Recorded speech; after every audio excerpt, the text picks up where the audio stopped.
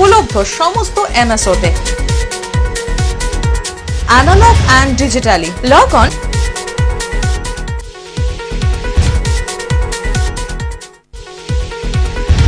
দূর আর দূরে নেই অচেনা আচেনা, তাই অচেনাকে জানতে প্রান্তে বা সীমান্তে চোখ থাকবে শুধুমাত্র সৃষ্টিতে, কারণ সৃষ্টি টেলিভিশন এখন উপলব্ধ সমস্ত এমএসওতে। Analog and digitally log on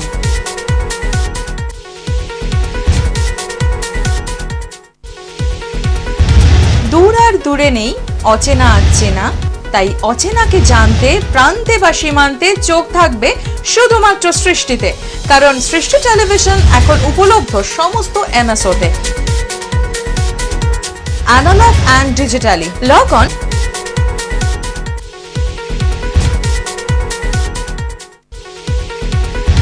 দূর আর দূরে নেই অচেনা আচেনা, তাই অচেনাকে জানতে প্রান্তে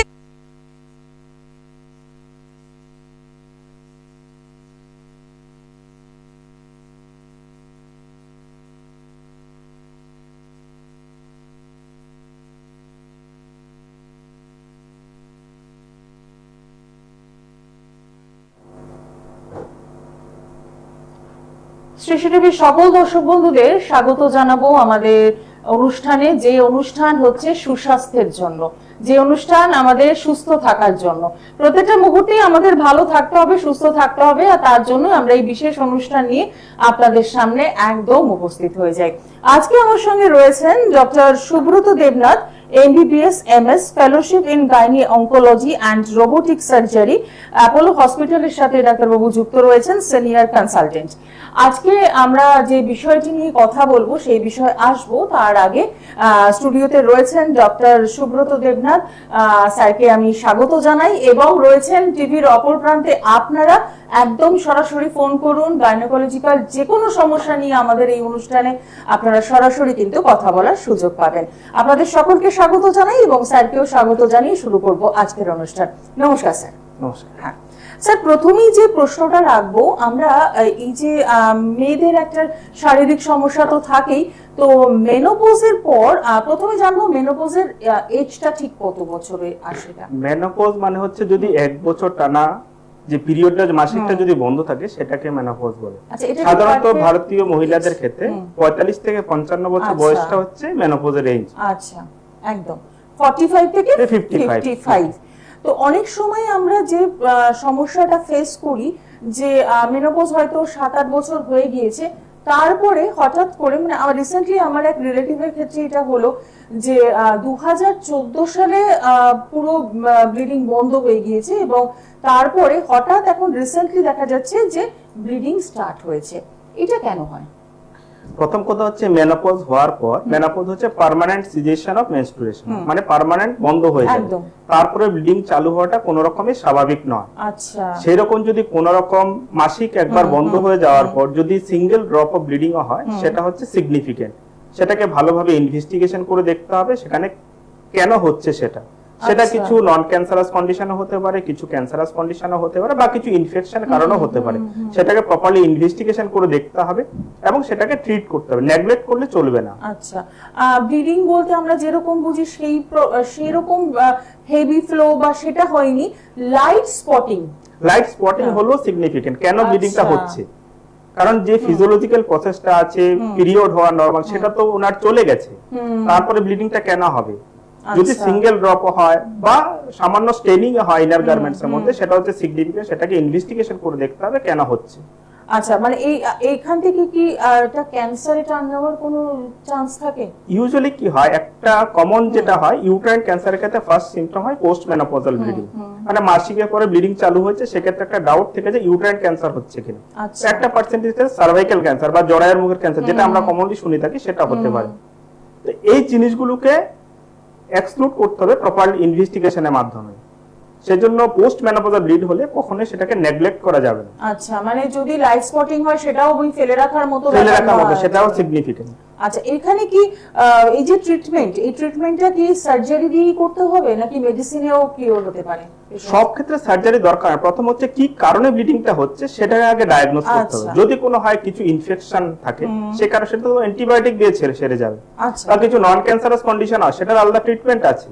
যদি দেখা যায় সেখানে কোনো ক্যান্সারাস ফোকাই আছে বা প্রি মেলিগন্যান্ট কোনো মানে ক্যান্সারের আগের স্টেজের কোনো কিছু গ্রো হচ্ছে, সেই ক্ষেত্রে সার্জিক্যাল ইন্টারভেনশন দরকার হতে পারে, বা অন্যগুলোকে নরমাল অন্য উপায়ে ম্যানেজ করা যেতে। সব ক্ষেত্রে সার্জারি দরকার হয় না। আচ্ছা, মানে এটা মানে ট্রিটমেন্টটা যখন শুরু হবে তখন ডাক্তারবাবুই বলতে পারবেন যে একদম একদম যে কি কারণে কি হচ্ছে। কারণে হচ্ছে। আর এর সাথে আরো একটা প্রশ্ন উঠে আসে, এই যে মেনোপজ যখন হচ্ছে মেয়েদের, তখন কি সেখানে হরমোন ট্রিটমেন্টের কোনো ব্যাপার থাকছে কি? মেনোপজ যখন হয়ে যায়, আচ্ছা স্যার, আমরা আসবো আলোচনায়, একটু দেখে নি কে রয়েছেন আমাদের সঙ্গে। নমস্কার। হ্যাঁ নমস্কার, আমি ডায়মন্ড হারবার থেকে বলছি। হ্যাঁ বলুন, কার জন্য জানবেন? আমি আমার ব্যাপারে একটু জানতে চাই। আচ্ছা, প্রথমে আপনার বয়সটা মেনশন করবেন। হ্যাঁ হ্যাঁ, আমার বয়স হচ্ছে 38। আচ্ছা, নাম? নামটা হচ্ছে শম্পা দাস। ঠিক আছে, এবার বলুন কি সমস্যা রয়েছে। সমস্যা বলতে আমার বেবি আছে। তো এবার কিছুদিন হলো, মানে 3-4 মাস হলো পিরিয়ডস একটু প্রবলেম হচ্ছে। আচ্ছা, মানে ঠিক মতো হচ্ছে, মানে 3 দিনে মানে কমপ্লিট হয়ে যাচ্ছে। একটা ফার্স্ট দিন যে আবার 2 দিনের মাথায় না অনেকটাই কমে যাচ্ছে। আচ্ছা, এইজ 38, দুদিনের মাথায়। পিরিয়ড কমে যাওয়ারও অনেক কিছু কারণ থাকে, সেক্ষেত্রে কিছু হরমোনাল ইমব্যালেন্স থাকে। আচ্ছা, আর সেই জায়গাটা পুরোটাই ইনফ্লুয়েন্সের কিছু এক্সটার্নাল ফ্যাক্টর আছে, যেমন হচ্ছে কি কারোর ফুড হ্যাবিট কিরকম আছে, কেউ ফাস্ট ফুড বেশি পরিমাণে খাচ্ছে কিনা, আচ্ছা। স্লিপটা ঠিক আছে কিনা, ঘুম ঠিক মতো হচ্ছে কিনা, রাতে কোনো স্ট্রেস আছে একটু কিনা, বেশি খাওয়া যাচ্ছে, আর ঘুমটা ঠিক মতো হচ্ছে না, মানে ঘুমের খুব আচ্ছা। সমস্যা। সেটা একটা অন্যতম কারণ। আর ওজনটা কত আছে, হাইট আর ওয়েটটা ওজন হচ্ছে 58, হাইট কত আছে, 5 ফুট 1। ওজনটা তো মোটামুটি ঠিক আছে। রাতে ঘুমটা আপনি ঠিক করবেন। আর ফাস্ট ফুড অনেক জাতীয় কিছু, রাতে ঘুমোতে যাচ্ছি তো, আর খাওয়া দাওয়াটাও মানে ব্যালেন্স মানে সেরকম হচ্ছে না। মানে ধরুন রাতে খেতে খেতে 12টা বেজে যাচ্ছে, 12:30 বেজে যাচ্ছে। সেটা হচ্ছে মেইন ইম্পর্টেন্ট ফ্যাক্টর। আপনি খাবারের টাইমিংসটা ঠিক করুন, ফাস্ট ফুড জাতীয় খাবার থাকলে সেটাকে অ্যাভয়েড করুন, রাতে ঘুমের প্যাটার্নটাকে ঠিক করুন, দেখবেন অর্ধেক গাইনি সমস্যা আপনার সলিউশন হয়ে গেছে। তারপরে অন্য কোনো কারণ নেই, জাস্ট আমার এগুলো ঠিক করলেই ওটা ঠিক এগুলো হয়ে যাবে। করুন, মানে আমি প্রাইমারিলি আপনি এগুলো করুন, কি ব্যাপার হলো, যে প্রাইমারি কোনো আপনি ওগুলো করুন। তারপরে এগুলি দেওয়ার পরে যদি না ঠিক হয়, তখন হচ্ছে আমরা কিছু টেস্ট করে দেখব, তারপরে একটা ফটো, কিছু হরমোনাল টেস্ট করে দেখব, সেখানে যদি কোনো অ্যাবনরমাল পেটটা মাঝে মাঝে না ফুলে ফুলে লাগে। মানে আগে যেরকম পিরিয়ড ঠিক মতো চেহারা পেটটা যেমন ঠিক, এখন দেখছি না পেটটা যেন ফুলে ফুলে লাগে, মনে হচ্ছে যেন কতটা ভার হয়ে আছে। তাহলে তলপেটে একটা ফটো প্লাস কিছু হরমোন টেস্ট হচ্ছে না বলে হয়তো এরকম প্রবলেম হচ্ছে, মানে এরকম একটা ব্যাপার আছে। তাহলে এরকম সিচুয়েশনে একটা হচ্ছে তলপেটের আমরা ফটো করে দেখব, প্লাস কিছু হরমোনাল টেস্ট করে দেব। সেখানে যদি কিছু অ্যাবনরমালিটি থাকে সেটাকে আমরা কারেকশন করে দেব। আপনার কথা শুনে মনে হচ্ছে যে মোস্ট লাইকলি মেডিসিনের দ্বারাই আপনার সমস্যাটা সলিউশন হয়ে যাবে, প্লাস আপনার লাইফস্টাইলটাকে একটু মডিফাই করে নিতে হবে। মানে ফার্স্টে আপনি যেটা জোর দিচ্ছেন, লাইফস্টাইলটাকে চেঞ্জ করতে হবে। অসংখ্য ধন্যবাদ ফোন করার জন্য। 8335995249 স্যারের সাথে একদম সরাসরি যোগাযোগ করতেই পারেন। তো সেক্ষেত্রে বলবো যে সমস্যাগুলো রয়েছে সেখান থেকে আপনি নিশ্চয়ই বেরোতে পারবেন। আগে লাইফস্টাইল চেঞ্জ করুন, যদি তারপরেও এই সমস্যাগুলো থেকে থাকে তাহলে তো বিভিন্ন পরীক্ষা নিরীক্ষা রয়েছে এবং রয়েছে একদম প্রপার ট্রিটমেন্ট। হ্যাঁ স্যার, যে প্রশ্নটাই ছিলাম যে এই যে মেনোপজের পর কি হরমোনাল কোনো চেঞ্জ হচ্ছে যার ফলে আমাদের শারীরিক আরো কিছু সমস্যা থাকছে, বা হরমোন ট্রিটমেন্ট কি করানো দরকার থাকে? এই কোশ্চেনটা অনেকের মনেই আছে, কারণ মেনোপজ জিনিসটাকে, মেনোপজ যখন একটা এজ গ্রুপে চলে যায় ইন্ডিয়ান ফিমেলদের ক্ষেত্রে বা সমস্ত সারা বিশ্বের ফিমেলদের ক্ষেত্রে, তখন হরমোনাল একটু চেঞ্জ হয়, যার জন্যই মেনোপজটা হচ্ছে। ইউজুয়ালি প্রিডমিনেন্টলি ইস্ট্রোজেন আর প্রোজেস্টেরন বলে দুটো ফিমেল হরমোন থাকে। যখন এগুলি লেভেল কমে যায় তখন সেটা আস্তে আস্তে প্রোডাকশন বন্ধ হয়ে যায়, ওভারি থেকে ফাংশনটা শাটডাউন, তখনই মেনোপজ হয়। এই হরমোনগুলি কমে যাওয়ার কারণে অনেকটা সিম্পটম হয় যখন পেরিমেনোপজাল এজ গ্রুপে চলে যায়, মানে মেনোপজ বন্ধ হওয়ার কয়েক বছর আগে ইরেগুলার পিরিয়ড হতে থাকে। আচ্ছা, বা মেনোপজ হয়ে গেলে পেশেন্টের হঠাৎ হট ফ্ল্যাশেস হয়, সাডেন কোনো গরম লাগবে, একটু খিটখিটে মেজাজে হয়ে যায়, ঘুম কম হচ্ছে, বা অনেকে ভাবে যে আমি মেনোপজের পর মোটা হয়ে যাচ্ছি, রাতে ঘুম কম হচ্ছে, এই সমস্যাগুলো দেখা যায়। একটু মেন্টাল ডিসঅর্ডারও বোধহয় আসে, মেন্টাল একটু ডিপ্রেশনের মতো আসে, একটু খিটখিটে হয়ে যায়, সেই সিম্পটম গুলি আসে। যখন দেখা এই সিম্পটম গুলি নর্মাল ওয়েতে সেটেল ডাউন হতে অনেকের একটা ভেরিয়েবল পিরিয়ড অফ সময় লেগে যায়, কারো 6 মাস থেকে 2 থেকে 3 বছর। যদি দেখা যায় যে সিমটম গুলি বেশি পরিমাণে হচ্ছে, তাহলে আমরা আর্টিফিশিয়াল হরমোন সাপ্লিমেন্ট দিয়ে থাকি বাইরে থেকে, আচ্ছা হরমোন রিপ্লেসমেন্ট থেরাপি বলে। তার জন্য বিভিন্ন প্রিডিপোজিট ইনভেস্টিগেশন করে আমরা সেগুলিকে একটা সার্টেন পিরিয়ডের জন্য আমরা দিই, তখন এই সিমটম গুলি চলে যায়। মানে এটাকে একটা সাপোর্ট সিস্টেম, এটা বেসিক্যালি সাপোর্ট সিস্টেম। আর এখানে এই থাইরয়েডের জন্য কি এটার কোনো সমস্যা হতে পারে? থাইরয়েডের জন্য হচ্ছে কি পিরিয়ডে ইরেগুলারিটি, সেটা একটা সমস্যা হয়, থাইরয়েডের একটা প্রভাব তো আছেই। সেক্ষেত্রে যে আমরা সমস্ত পেশেন্টকে যারা ইরেগুলার পিরিয়ড বা হচ্ছে কি মেনোরেজিয়া হচ্ছে বা ব্লিডিং কমে যাচ্ছে, আমরা থাইরয়েড টেস্টটা করে দেখি। আচ্ছা, যদি সেক্ষেত্রে কিছু অ্যাবনর্মালিটি থাকে সেটাকে আমরা কারেকশন করি। থাইরয়েড ডেফিনেটলি একটা রোল আছে। একদম। আপনি যেটা মেনশন করলেন স্যার যে 45 থেকে 55 হচ্ছে এই যে এজটা, এটা হচ্ছে মেনোপজের এজ। এর আগে যদি কারুর হয় তাহলে কি সেটা সমস্যাজনক? না, অনেকের হয় কি প্রিমেচিউর মেনোপজ হয়ে যায়, কারোর ধরুন 40 বছর আগে মেনোপজ হয়ে গেছে, তাহলে হচ্ছে কি হরমোনটা 40 বছর আগে কমে গেছে। আচ্ছা, এই হরমোনগুলো হচ্ছে কি একটা হচ্ছে ফিমেল জেনিটাল ট্র্যাক্টটাকে কন্ট্রোল করা, এছাড়াও এর মেইন অ্যাকশন হচ্ছে হাড় মানে বোনস এন্ড হার্ট হেলথের উপর একটা গুরুত্বপূর্ণ ভূমিকা আছে। সেক্ষেত্রে দেখা যায় যাদের আর্লি মেনোপজ হয়ে গেছে তাদের ক্ষেত্রে বোনসটা একটু দুর্বল হয়ে যায়, অস্টিওপোরোসিস বলে, বোনে ক্যালসিয়ামটা একদম ক্যালসিয়ামটা কমে যায়, হার্টটা একটু দুর্বল হয়ে যায়। সেই ক্ষেত্রে আমরা আরো হরমোন রিপ্লেসমেন্ট থেরাপিটার উপর একটু বেশি করে জোর। একদম। এবার বিষয়টা হচ্ছে আমরা এই বিষয়গুলোকে না গুরুত্বই দিই না। যে মানে কারো যদি মানে এজের আগে বন্ধ হয়ে যায়, আমি যে রিলেটিভের কথা বললাম তার 2014 সালে কিন্তু তার 45 এজও আসেনি, অথচ হয়ে গিয়েছে মেনোপজের যে টাইমটা চলে এলো, এবং এখন যেটা হচ্ছে যে ব্লিডিং, যেটা লাইট স্পটিং, কিন্তু সেটাই হচ্ছে সমস্যাদায়ক। তো এই জায়গা থেকে বলবো যে একটু রেগুলার চেকআপের কিন্তু দরকার রয়েছে, যেটা আমরা মেয়েরা ভীষণ নেগলেক্ট করি, আমরা ডাক্তারের কাছে যেতেই চাই না। মানে ইন্ডিয়ান ফিমেলদের আরেকটা হচ্ছে কি, মানে ইন্ডিয়ান ফিমেলদের হেলথটা হচ্ছে নেগলেক্টেড হেলথ। একদম একদম। প্রথমে আমাদের খাওয়া দাওয়া ঠিক থাকে না, মেইনটেইন করি না আমরা নিজেদের, এবং আপনি যেটা বললেন ক্যালসিয়াম, হরমোন, এই যে ট্রিটমেন্ট গুলো, এগুলো আমরা ভাবতেই পারি না। তো সেক্ষেত্রে আসবো আলোচনায়, আরো অনেক কিছু জানার রয়েছে। তার আগে দেখিনি কে রয়েছেন সঙ্গে। নমস্কার। নমস্কার দিদি, আমি সোদপুর থেকে বলছি, শ্রাবণী সরকার। আচ্ছা, হ্যাঁ আপনার এজটা বলবেন। আমার সমস্যা হচ্ছে যে লাস্ট জুন থেকে আমার পিরিয়ডস এর একটুখানি সমস্যা হচ্ছে। মে অব্দি একদম ঠিকঠাক হচ্ছিল, হ্যাঁ, কিন্তু জুন থেকে প্রবলেম হচ্ছে আবার, মানে জুন মাসে হলো না, তার আচ্ছা আগের মাসে হলো, আর এই মাসেও এখনো অব্দি হয়নি। এবার ডাক্তার টেস্ট দিয়েছে, টেস্ট করেছি, ঠিক আছে, এখনো ওনাকে দেখাতে পারিনি।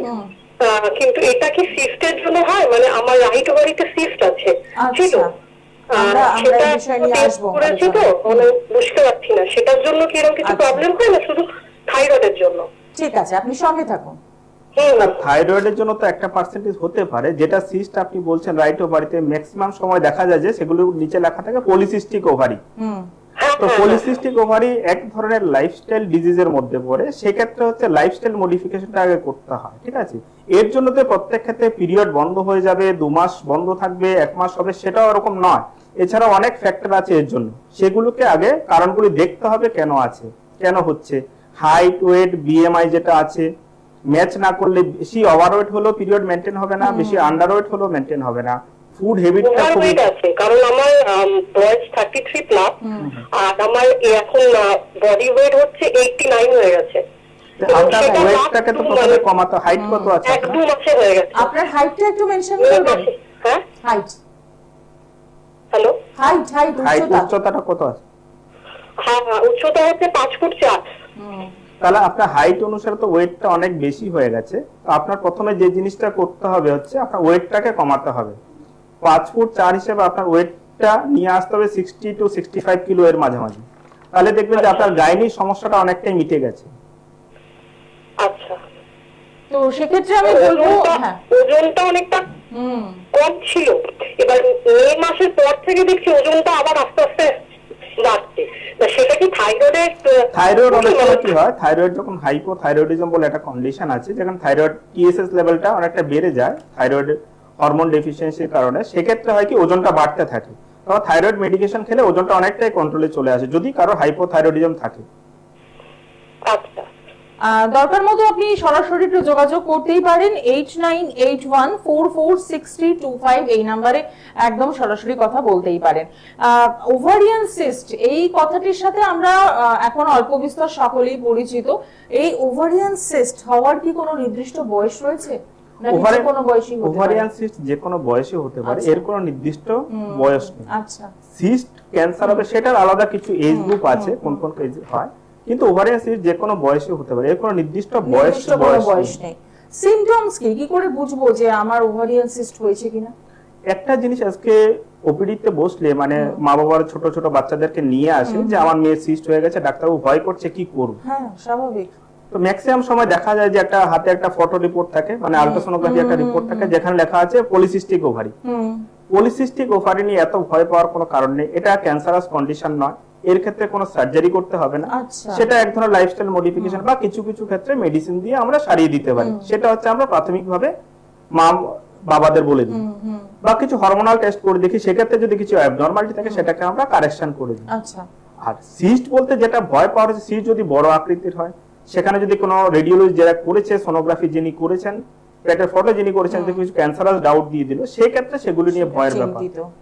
আদারওয়াইজ ছোট ছোট সিস্ট নিয়ে, পলিসিস্টিক ওভারি নিয়ে ভয়ের কোনো কারণ নেই, এটা নন ক্যান্সারাস কন্ডিশন, সেটা থেকে উদ্বেগ হওয়ার কোনো কারণ নেই, সেটাকে সাধারণভাবে ট্রিট করা যায়। আচ্ছা, এই যে আপনি বললেন সাইজটা, তো সাইজটা কিরকম হলে ভয়ের আছে আর কিরকম হলে ভয়ের নেই? সেটা প্রত্যেকটা এজ স্পেসিফিক আছে, আচ্ছা, মানে প্রি মেনোপজাল এজ গ্রুপে আছে, মেনোপজাল এজ গ্রুপে আছে, সেক্ষেত্রে আমরা সিস্টগুলি দেখে ইউজুয়ালি ডিজাইন, ছোট সিস্ট যেগুলো 4 সেন্টিমিটার 5 সেন্টিমিটার, যেগুলি সিম্পল সিস্ট হয়, যে সিস্টেমের মধ্যে কোনো সলিড কম্পোনেন্ট নেই বা কোনো ক্যান্সারাস কোনো ডাউট দেন রেডিওলি, সেগুলিতে সাধারণত কিছু করতে হবে না। বা আর একটা কমনলি পাওয়া যায় ছোট ছোট এন্ড্রোমেট্রিওটিক সিস্ট হয়েছে, আজকাল দিনে কমনলি শোনা যায় যে মা বোনদের এন্ড্রোমেট্রিওসিস হয়েছে, যার জন্য তলপেটে ব্যথা হচ্ছে, মাসিকের সময় ব্যথা হচ্ছে। ছোট ছোট এন্ড্রোমেট্রিওটিক সিস্টগুলোর ক্ষেত্রে কিছু করতে হয় না, সাধারণ এক ধরনের ওসি পিলস পাওয়া যায়, অরাল কন্ট্রাসেপটিভ পিলস, এটা হরমোন থেরাপি, সেটা দিয়ে সেটাকে ট্রিটমেন্ট করা যায়। ম্যাক্সিমাম ক্ষেত্রে এগুলোর ক্ষেত্রে অপারেশনেরও দরকার হয় না। আচ্ছা, অনেক সময় যেটা হয় পিরিয়ড চলাকালীন তলপেটে একটা ক্র্যাম্প ধরে, এটা কি সিস্টের লক্ষণ? না, পিরিয়ডের সময় ক্র্যাম্পটা হচ্ছে স্বাভাবিক, সেটা যদি অসহ্য হয়, যার জন্য বারবার ওষুধ নিতে হচ্ছে, হসপিটালাইজেশন হতে হচ্ছে, ইনজেকশন নিতে হচ্ছে, বা এটা ডে টু ডে অ্যাক্টিভিটিটাকে হ্যাম্পার করছে, তখন হচ্ছে সেটা প্যাথোলজিক্যাল, তখন সেটা কেন হচ্ছে সেটাকে ট্রিট করতে হয়। টু সাম এক্সটেন্ট ক্র্যাম্প হওয়া, ছোটখাটো ব্যথা হওয়াটা হচ্ছে স্বাভাবিক, পিরিয়ডে প্রথম 2-3 দিন এটা থাকাটা স্বাভাবিক, 2-3 দিন থাকাটা স্বাভাবিক। আচ্ছা, সেটা যদি ডে টু ডে লাইফ অ্যাক্টিভিটিটাকে হ্যাম্পার করছে, তাও ছোট ছোট বাচ্চাদের স্কুল কলেজ যাওয়াটাকে হ্যাম্পার করছে, বা একটু সিনিয়রদের অফিস যাওয়াটাকে হ্যাম্পার করছে, সেটার সাথে তো হেভি ফ্লোটাও থাকছে, তো সেই ক্ষেত্রে তখন তো মানে ওটার জন্য কি সিস্টের কোনো সমস্যা হতে পারে? সাধারণত এরকম কোনো সমস্যা হয় না। আচ্ছা, মানে এটা নরমাল, এটা নরমাল, নরমাল ফ্লো এর সাথে প্রথম 2-3 দিন হালকা একটু ব্যথা থাকাটা হচ্ছে নরমাল ফিজিওলজি। ঠিক। এই যে সিস্ট কেন হচ্ছে, এর কোনো পার্টিকুলার কারণ আছে? সিস্টের কোনো পার্টিকুলার কোনো কারণ নেই কেন হচ্ছে। দেখো, এন্ড্রোমেট্রিওসিস বলে একটা কন্ডিশন আছে, সেখানে হয় কি, এর মধ্যে কিছু কিছু থিওরি আছে। এর মধ্যে একটা আছে রেট্রোগ্রেড মেনস্ট্রুয়েশন, মেনস্ট্রুয়াল ফ্লোটা ব্লাডটা পেছনের দিকে যাচ্ছে, ওভারির চারিদিকে একটা সিস্ট থলির মতো ফর্ম হয়ে সেখানে ব্লিড হচ্ছে। আচ্ছা, পিরিয়ডের সময় সেটা জমাট, রক্ত জমাট বাঁধছে, সিস্ট ফর্ম হচ্ছে। বা সিম্পল সিস্ট, মানে যার মধ্যে শুধু জল ভরা, একটা বেলুনের মধ্যে জল যদি ভরে দিই সেরকম থলির মতো হচ্ছে, সেগুলি সিস্ট ফর্ম হয়। সিস্ট ফর্ম হলেই যে খারাপ হবে বা ক্যান্সারাস হবে সে নিয়ে ভয়ের কোনো কারণ নেই। আর এই ট্রিটমেন্ট একদম মেডিসিনেই হবে? ছোট সিস্ট যেগুলো থাকে, সিম্পল সিস্ট যেগুলো থাকে, এন্ডোমেট্রিওটিক সিস্ট যেগুলো থাকে, এগুলো একদম ট্রিটমেন্ট মেডিসিন দিয়ে সেরে যায়।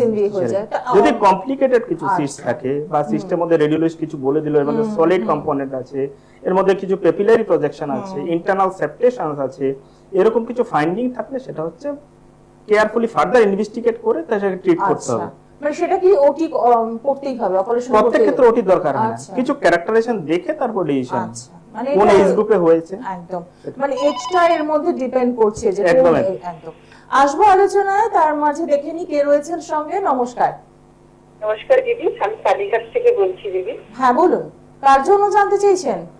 আমি আমার মেয়ের সম্পর্কে জানি। আপনার মেয়ের বয়সটা আগে বলুন। মেয়ের বয়স 19 বছর। বলুন, এবার সমস্যা বলুন। সমস্যা হচ্ছে মেয়ের পিরিয়ড হয়, ঘরে একটা সিস্ট আছে, যখন মানে লিকুইডের সাথে কিন্তু দেনা আছে, অসম্ভব পেটে একটা যন্ত্রণা। আচ্ছা, এই যন্ত্রণাটা কতদিন থাকছে? মানে 2 দিন 3 দিন, যেটা ডাক্তারবাবু বললেন একটু আগে? হ্যাঁ হ্যাঁ 2-3 দিনই থাকে। 2-3 দিন থাকছে, কিন্তু আপনি জানেন যে আপনার মেস সিস্ট রয়েছে। হ্যাঁ হ্যাঁ হ্যাঁ। আচ্ছা, বয়স কত হবে ওর? 19। 19। সেক্ষেত্রে হচ্ছে কি ছোট বাচ্চাদের অনেক সময় এন্ড্রোমেট্রোটিক সিস্ট হয়ে যায়, তখন হচ্ছে সেটাকে একটু তলপেটের একটা ফটো প্লাস কিছু হরমোন টেস্ট করে দেখবো। ব্যথাটা যে হয় ওর কি school college day to day অ্যাক্টিভিটিটাকে হ্যাম্পার করছে, স্কুল কলেজে যেতে পারছে না ওরকম বেশি হচ্ছে? এটা বেশি হয়, মানে ও তখন কলেজে টলেজে যেতে পারতো না, এরকম হয়। আচ্ছা, তাহলে এখানে যেহেতু ডে টু ডে লাইফটাকে অ্যাক্টিভিটিটাকে হ্যাম্পার করছে, কিছু বেসিক ইনভেস্টিগেশন করে এর মধ্যে আছে কিছু হরমোনাল টেস্ট আছে, প্লাস হচ্ছে একটা তলপেটের একটা ফটো যেটা আলট্রাসোনোগ্রাফি করে দেখে সিস্টের সাইজ দেখে, সেক্ষেত্রে ইউজুয়ালি সাধারণত কি হয় আমরা কিছু অরাল কন্ট্রাসেপটিভ পিলস মানে লো ডোজের অরাল কন্ট্রাসেপটিভ পিল আছে সেটা আমরা প্রেসক্রাইব করে দিই, সেগুলি সাধারণত 2 থেকে 3 মাস খেলে জিনিসের সমস্যাটা সেরে যায়। এর হাইট ওয়েটটার সাথে সাথে বেশি ওভারওয়েট হলে সমস্যাটা বাড়বে, আন্ডার ওয়েট হলে বাড়বে, সেটা হাইট থেকে ওয়েটটা হাইট ওয়েট রেশিওটাকে মেনটেন করতে হবে। তো সেক্ষেত্রে আমি বলবো একটু সম্ভব হলে সরাসরি যোগাযোগ করুন, কারণ এটা এমন একটা বিষয় যে টোটালটাই কিন্তু পরীক্ষা নির্ভর, মানে একদম টেস্ট ছাড়া তো সম্ভবই নয় বোঝা। তো সেক্ষেত্রে একটু যোগাযোগ করেই নিতে হচ্ছে। ফোন নাম্বারটা আরো একবার মেনশন করে দেবো, 8981446325। এই নাম্বারে একদম ফোন করুন। ডক্টর সুব্রত দেবনাথ রয়েছেন আজকে আমাদের সঙ্গে স্টুডিওতে। স্যার অ্যাপোলো হসপিটালের সাথে যুক্ত রয়েছেন। স্যার ওখানে টাইমিং কি রয়েছে, আপনাকে যদি কেউ অ্যাপোলো হসপিটালে মিট করতে চান? Monday to Saturday 9 to 5। আচ্ছা, যেদিন আমি ওটিতে থাকি সেটা তো ওটিতে সেটা তো তখন ডিফার এই নাম্বারটা ফোন করলে ওরা বলে দেবে। আচ্ছা, এবার আমরা আসবো যে আরো একটি সমস্যা, সেটা হচ্ছে ক্যান্সার। কথাটা শুনলে তো আমরা ভীষণ আতঙ্কে থাকি, ভয়ে থাকি। সার্ভাইকাল ক্যান্সার আপনি প্রতিনিয়তই তো ফেস করছেন পেশেন্ট, একদম। কি করে বোঝা যাবে যে এই সিমটমসটা কি রয়েছে? আমি এটা শুরু করার আগে সেটা বলি, আগে এক সময় ছিল ক্যান্সার মিন্স নো আনসার, কিন্তু এখন যতই সায়েন্স অ্যাডভান্স হয়েছে, প্রত্যেকটা ক্যান্সারের ট্রিটমেন্ট অ্যাডভান্স হয়েছে, প্রত্যেকটা স্টেজের ট্রিটমেন্ট আছে। আমরা যত আর্লি ধরতে পারবো ততই পেশেন্টের সার্ভাইভালটা ভালো হবে, পেশেন্টের আউটকামটা ভালো হবে। সার্ভাইকাল ক্যান্সার হচ্ছে মোস্ট কমনলি আমরা সবাই শুনে থাকি যে জরায়ুর মুখে ক্যান্সার হচ্ছে, সেটা কি করে প্রিভেন্ট করা যায়, কি কি সিমটম হলে আমরা বুঝবো বা এর কি প্রতিষেধক আছে। সার্ভাইকাল ক্যান্সারের সিমটমগুলির মধ্যে কিছু কিছু যেটা রুটিনলি আমরা পেয়ে থাকি, সেটা হচ্ছে একটা হচ্ছে পোস্ট কয়টাল ব্লিড, মানে হচ্ছে শারীরিক মেলামেশার সময় ব্লিডিং হচ্ছে, বা অতিরিক্ত দুর্গন্ধযুক্ত সাদা স্রাব হচ্ছে, বা পিরিয়ডের সময় বেশি ব্লিডিং হচ্ছে, দুটো পিরিয়ডের মাঝখানে ব্লিডিং হচ্ছে, বা কোমরে তলপেটে খুব ব্যথা হচ্ছে। এই সিমটমগুলি সাধারণত হয়ে থাকে। আচ্ছা, আর এটা হচ্ছে সার্ভাইকাল ক্যান্সারটা হচ্ছে একটা ভাইরাস ঘটিত রোগ, হিউম্যান পেপিলোমা ভাইরাস বা এইচপিভি ভাইরাস বলে আছে, যেটা ভাইরাস ঘটিত একটা রোগ। তো বর্তমানে এটার তো ভ্যাকসিনও রয়েছে, ভ্যাকসিনও আছে। ভ্যাকসিন নিলে কি এখান থেকে বেরোনো যাবে? একদম, ভ্যাকসিনটা হচ্ছে খুবই এফেক্টিভ ভ্যাকসিন। এইচপিভি ভ্যাকসিন যেটা পাওয়া যায় এখন ভারত সরকার 14 বছর বয়স অবধি ছোট বাচ্চাদের ফ্রিতে দিচ্ছে, গার্ডাসিল বলে পাওয়া যায়। গার্ডাসিল 4 এবং 9টা হচ্ছে সবচেয়ে ভালো, আর এর নিচেরটা হচ্ছে 4টা গভর্নমেন্ট অফ ইন্ডিয়া ফ্রিতে দিয়েছে 14 বছর অবধি। বিশ্ব স্বাস্থ্য সংস্থার নিয়ম অনুসারে হচ্ছে 26 বছর অবধি নিতে বা বেস্ট এজ, বা কেউ চাইলে আপ টু 45 এজ অবধি নিতে পারে। 14 বছর 45 এর পর থেকে নেওয়া যাবে না? 45 এর পর নিলে আর কোনো লাভ বেনিফিট কিছু নেই। যত এজ বাড়তে থাকবে এর এফিকেসি, এর বেনিফিটটা ততই কমতে থাকবে। বেস্ট এজ গ্রুপ হচ্ছে 26 বছর, but can take up to 45 years. আর বিয়ের আগে, মানে এর কনসেপ্টটা হচ্ছে সেক্সুয়াল এক্সপোজার আগে নিতে হয়, কারণ ভাইরাস এর পেছনে কারণটা হচ্ছে ভাইরাসটা ট্রান্সমিট হয় via sexual route, male partner to female partner. এইজন্য বিফোর সেক্সুয়াল এক্সপোজার নিলে ভাইরাসটা এই ভ্যাকসিনটা খুবই এফেক্টিভ হয়। এবার সমস্যাটা হচ্ছে এই যে আপনি যে বিষয়টা তো সুন্দর করে বুঝিয়ে দিলেন, আমাদের এখানে তো এই এগুলো নিয়ে কোনো সিলেবাসে কোনো মানে পড়াশোনার কোনো ব্যাপার নেই, আমরা এই বিষয়টা কিন্তু ভীষণ অজ্ঞ। এই যে ভ্যাকসিনটা এসেছে, ভ্যাকসিন সম্পর্কে আমরা বলছি শুনছি সবই ঠিক আছে, কিন্তু এই যে বিয়ের আগে নেওয়ার ব্যাপারটা, এটা এত সুন্দরভাবে আপনি এক্সপ্লেন করলেন। অনেক রোগ থেকে কিন্তু আমরা এইভাবেও বেরিয়ে আসতে পারি, কিন্তু আমরা জানি না বলে অনেক রোগের মুখোমুখি পড়ে যাচ্ছে। তো সেক্ষেত্রে আর এই যে ট্রিটমেন্ট, এটা তো মানে অপারেশন তো মাস্ট। যখন সার্ভাইকাল ক্যান্সার আগে ধরা পড়ে, মানে প্রাইমারি স্টেজে ধরা পড়ে, তখন আমরা অপারেশন স্টেজ 1 আর্লি স্টেজে, আর্লি সার্ভাইকাল ক্যান্সার ধরা পড়ে, তখন আমরা এই অপারেশন করে দিই। যখন লেট স্টেজে চলে যায় তখন হচ্ছে কিমো রেডিয়েশন, যখন পুরো বডিতে ছড়িয়ে পড়ে তখন কিমোথেরাপি দিতে হয়। আচ্ছা, এখানে কি পেশেন্ট সার্ভাইভ কতটা করার চান্স থাকে? মানে ওটা স্টেজ অনুযায়ী কোন স্টেজে ধরা পড়েছে, আচ্ছা। কোন টাইপের ক্যান্সার আছে, ঠিক আছে, সেটার উপর বিভিন্ন টাইপের হিস্টোলজিক্যাল টাইপ আছে, তার উপর ডিপেন্ড করে। আর একটা আমি বলি, সার্ভাইকাল ক্যান্সারের স্ক্রিনিংও আছে, আচ্ছা যেটা আগে স্ক্রিন করে সেটাকে ধরা যায়, সেটাকে প্যাপস্মিয়ার বলে। বিভিন্ন জায়গায় অ্যাডভার্টাইজমেন্ট আসে প্যাপস্মিয়ার করে নেবেন। সমস্ত মেরিড ফিমেলদের আমরা বলি যে একটা প্যাপস্মিয়ার করে নিতে। একটা প্যাপস্মিয়ার করলে ভ্যালিডিটি 3 ইয়ার্স। আজকে করলে 3, আজকে যদি নেগেটিভ আসে হ্যাঁ ওই ফিমেলটা 3 বছরের জন্য সার্ভাইকাল ক্যান্সার হবে, 3 বছর বাদে এগেন রিপিট করতে হবে। ও ভ্যালিডিটি ফর আচ্ছা 3 মানে এটা প্রসেসটা কিরকম? কিছু না, ওপিডি তে গেলে যারা আমাদের ওপিডি প্রিভেন্টিভ অনকোলজি আছে সেখানকার ট্রেন্ড পারসন বসে থাকে আমাদের, ওনারা সিম্পল জ্বরের মুখে জলটাকে নিয়ে টেস্ট করে দেন। আচ্ছা টেকস অনলি হার্ডলি 1 মিনিট। আচ্ছা মানে ওখানে কোনো সমস্যা রয়েছে কিনা সেটা তাহলে তাহলে জ্বরের মুখে যখন ক্যান্সার হবে, ক্যান্সার হওয়ার আগে আর অনেকগুলি চেঞ্জেস হয়, যে চেঞ্জটাকে এই ছোট একটা টেস্টের মাধ্যমে ধরতে পারি। আচ্ছা ক্যান্সার হওয়ার আগে স্টেজে আমরা ধরে নিতে পারি। একদম একদম। তাহলে সেক্ষেত্রে নিজের প্রিকশনটা অনেক বেশি নেওয়া সম্ভব। একদম একদম। তো সেক্ষেত্রে বলবো দর্শক বন্ধু যারা আজকে আমাদের এই অনুষ্ঠানটা ফলো করলেন, যারা গাইনো সমস্যায় রয়েছেন, কিন্তু আমরা না অনেক সময় লজ্জার খাতিরে কাউকে বলতে পারি না, শেয়ার করতে পারি না এই সমস্যাগুলোই কিন্তু ভবিষ্যতে বড় সমস্যা হয়ে যেতে পারে। তো শারীরিক সমস্যা যাতে না পড়তে হয়, ভালো যাতে থাকতে পারেন, সুস্থ যাতে থাকতে পারেন, তার জন্যই কিন্তু এই বিশেষ অনুষ্ঠান। সঙ্গে ছিলেন ডক্টর সুব্রত দেবনাথ, অ্যাপোলো হসপিটালের ডক্টর। আরো একবার ফোন নাম্বারটা মেনশন করে দেবো, 8981446325। এই নাম্বারে ফোন করবেন এবং পৌঁছে যাবেন স্যারের কাছে। সমস্যা যাই থাকুক, শারীরিক গাইনি সমস্যা যাই থাকুক, সেখান থেকে কিন্তু আপনি ভালো থাকতে পারবেন। ঠিক এভাবে আমাদের সঙ্গে অনুষ্ঠানে থাকবেন। আজকে কিন্তু অনুষ্ঠান এখানেই শেষ করতে হবে। স্যারকে অসংখ্য ধন্যবাদ জানাই, অমূল্য সময় বার করে আমাদের সাথে সময় দিলেন। কিছুটা সময় আমরা পেলাম, অনেক বিষয় আমরা জানতে পারলাম। এভাবেই আমরা থাকবো আপনাদের সুস্থতার জন্য। সকলে ভালো থাকুন। নমস্কার। নমস্কার। দূর আর দূরে নেই, অচেনা আচ্ছেনা, তাই অচেনাকে জানতে প্রান্তে বা সীমান্তে চোখ থাকবে শুধুমাত্র সৃষ্টিতে। কারণ সৃষ্টি টেলিভিশন এখন উপলব্ধ